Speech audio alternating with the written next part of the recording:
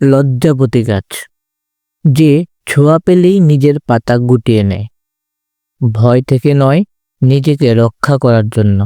কারণ সে জানে সব স্পর্শ নিরাপদ নয়। মানুষও ঠিক তেমনি বারবার আঘাত পেলে হাসি গুটিয়ে নেয়, কথার বদলে নীরবতাই বেছে নেয়।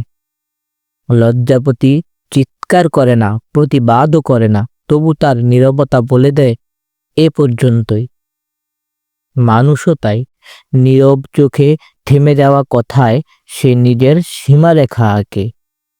কিন্তু সময় বদলায়, সূর্যের আলো পেলে লজ্জাপতি আবার পাতা মেলে ধরে। মানুষও বিশ্বাস পেলে আবার খুলে দেয় মন।